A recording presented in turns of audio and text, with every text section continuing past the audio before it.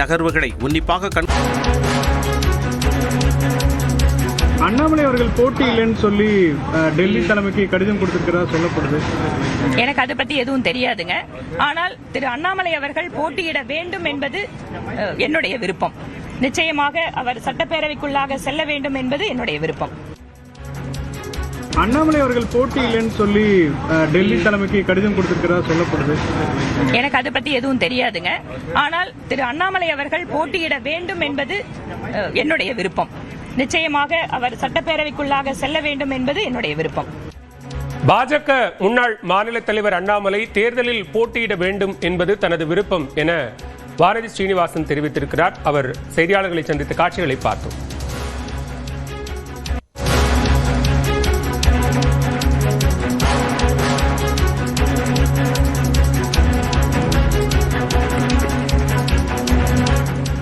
அண்மை செய்தியை பார்த்துக் கொண்டிருக்கிறோம்.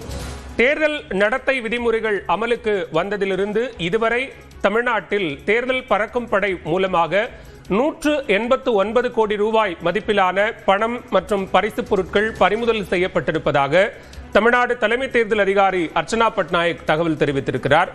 ரொக்க பணமாக இதுவரை 4 கோடியே 70 லட்சம் ரூபாய் பறிமுதல் செய்யப்பட்டிருப்பதாகவும் அர்ச்சனா பட்நாயக் தெரிவித்திருக்கிறார். மற்ற தங்கம், வெள்ளி பொருட்கள் மற்றும் பரிசு பொருட்கள் என இதுவரை 189 கோடி ரூபாய் மதிப்பிலான பணம் மற்றும் பொருட்கள் பறிமுதல் செய்யப்பட்டிருப்பதாக அர்ச்சனா பட்நாயக் தெரிவித்திருக்கிறார்.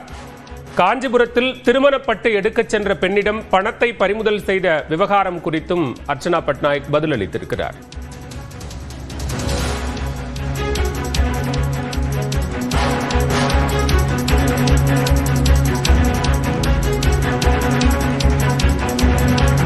தாவேக சார்பில் விஜய் பரப்புரைக்காக பல இடங்களில் அனுமதி கேட்டிருப்பதாகவும் அந்தந்த தேர்தல் அலுவலர்கள் அது குறித்து முடிவெடுப்பார்கள் என்றும் தலைமை தேர்தல் அதிகாரி அர்ச்சனா பட்நாயக் தெரிவித்திருக்கிறார். நாளை மறுநாள் பெரம்பூர் தொகுதிக்கு உட்பட்ட இடங்களில் தாவேக தலைவர் விஜய் பரப்புரை மேற்கொள்வதற்கான அனுமதி கேட்டு கட்சியினுடைய மூத்த தலைவர் செங்கோட்டையன் அனுமதி கடிதம் கொடுத்திருக்கிறார். இந்நிலையில் இது தொடர்பான விளக்கத்தை அர்ச்சனா பட்நாயக் அளித்திருக்கிறார்.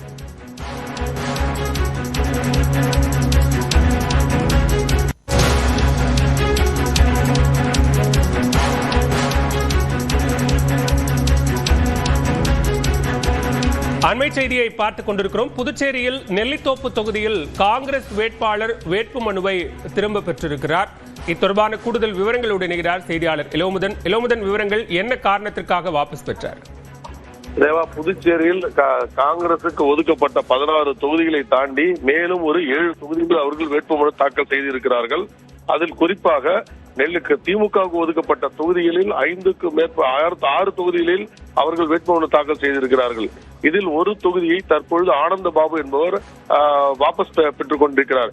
நெல்லித்தோப்பு தொகுதியில் இந்த திமுக இங்கு வந்து கார்த்திகேயன் வேட்புமனு தாக்கல் செய்திருக்கிறார்.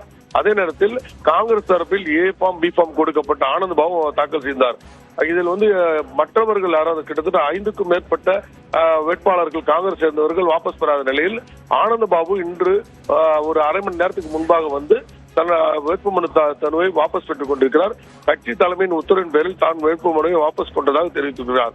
ஆனால் இன்னும் 5 பேர் வந்து வேட்புமனுவை வாபஸ் பெற வேண்டும். ஆனால் அவர்கள் வாபஸ் பெறாத நிலையில் திமுக 13 இடங்களும் காங்கிரஸ் 16 பிளஸ் 5 இடங்கள் 21 இடங்களில் தேர்தலை சந்திக்கும் என்று தெரிகிறது. தேவா,